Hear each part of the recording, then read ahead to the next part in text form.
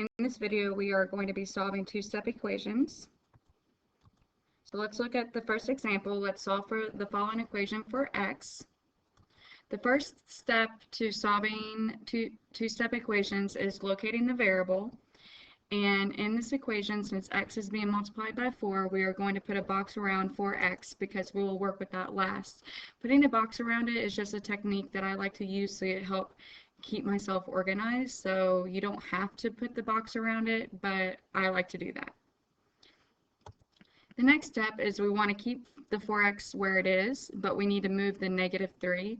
Since 3 is being subtracted from 4x, to move it, we have to do the inverse operation of subtraction, which would be addition. So we are going to add 3 to both sides of the equation. Remember, what we do to one side, we have to do to the other side of the equation.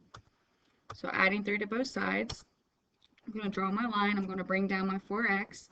And then -3 plus 3 gives us 0, and then 9 plus 3 gives us 12. And then because of the identity property of addition, remember that when you add 0 to something, that it doesn't change it. So 4x plus 0 will be 4x, and then that's going to equal 12. Now we are ready to get the variable by itself. Since x is being multiplied by 4, we have to do the inverse operation of multiplication, which would be division. So we are going to divide 4 on both sides of the equation, which is what I did just now. And 4 divided by 4 will give us 1x, and then 12 divided by 4 will give us 3. And because of the identity property of multiplication, anytime you multiply 1 by something, it doesn't change it. So 1 times x will give us x, so x is going to equal 3. And what I love about algebra is that anytime you get an answer, usually you can substitute it back in and see if you're correct. So to check, I'm going to substitute in my 3. And for x, I'm going to see if that equals 9. So that's what I did here. 4 times 3 minus 3, and we're checking to see if it equals 9. And 4 times 3 is equal to 12, and then brought down my -3, and then 12 minus 3 does equal 9. So we are correct. All right, example 2. So first thing I'm going to do is I'm going to locate my variable. Since x is being multiplied by 5, we are going to put a box around 5x because we'll want to work with that last. And then next we want to keep the 5x where it is, but we need to move the -5. To move it, we have to do the inverse operation of subtraction, which would be addition. So we add 5 to both sides of the equation. Remember, we have to do that because what we do to one side, we have to do the other side because of the addition property of equality. And then I do -5 plus 5, that gives us 0, and then I bring down my 5x, and then 30 plus 5 is 35. Recall, because of the identity property of addition, anytime you add 0 to something, it doesn't change it, so 0 plus 5x will just be 5x, and that's going to equal 35.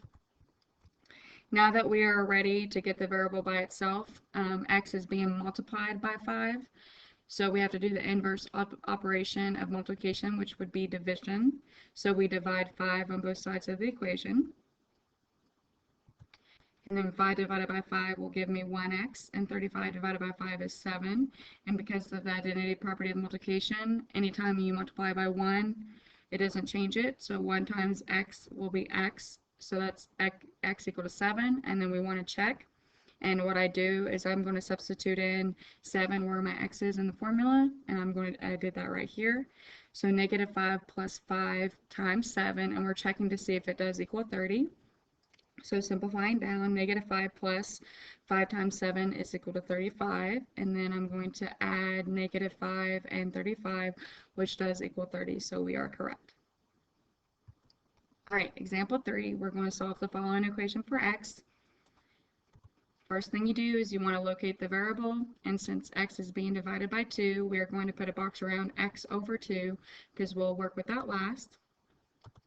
And then next we want to just keep the x over 2 where it is, but we need to move the 3. To move it, we have to do the inverse operation of addition, which would be subtraction. So we subtract 3 on both sides of the equation. Draw my line, bring down my x over 2. 3 minus 3 is equal to 0, and then 7 minus 3 is equal to 4. And because of the identity property of addition, anytime you add 0 to something, it doesn't change it. So x over 2 plus 0 will just be x over 2, and that's going to equal 4. Now we are ready to get the variable by itself. Since x is being divided by 2, we have to do the inverse operation of division, which would be multiplication. So we multiply 2 on both sides of the equation, which is what I did here in this next step. And this is 2 times 1/2, or 2 divided by 2, which is equal to 1x. That's going to equal to 4 times 2, which is equal to 8. And because of the identity property of multiplication, anytime you multiply 1 by something, it's not going to change it. So 1 times x is just equal to x. So x is equal to 8. And then we're going to substitute in 8 in for x to check to see if we're correct. And that's what I did here. So 8 over 2 plus 3, we're checking to see if that does equal 7. So 8 divided by 2 is equal to 4, and then 4 plus 3 does equal 7, so we are correct. Alright, in my last example, we are going to solve this following equation for x. First step is to locate the variable, and since x is being multiplied by -1, I know that's kind of hard to see, but the 1 is understood here. It's a negative x, it's a minus x, that's the same thing as negative x. So x is being multiplied by -1, we're going to put a box around the whole thing negative x, because we'll work with that last. So we want to keep the negative x where it is, but we need to move the 10. Since 10 is being added to negative x, to move it, we have to do the inverse operation of addition, which would be subtraction. So we will subtract 10 on both sides of the equation, which is what I just did now. And then I'm going to simplify everything. 10 minus 10 is 0, and then I brought down my negative x, or minus x. That's going to equal 5 minus 10, which gives us -5. And because of the identity property of addition, anytime you add 0 to something, it doesn't change it. So 0 minus x will just be -x. That's going to equal -5. Now we are ready to get the variable by itself. Since x is being multiplied by -1, we have to do the inverse operation of multiplication, which would be division. So we divide -1 on both sides of the equation, which is what I'm doing here. And -1 divided by -1 will give us 1x equals, and then -5 divided by -1 gives us 5.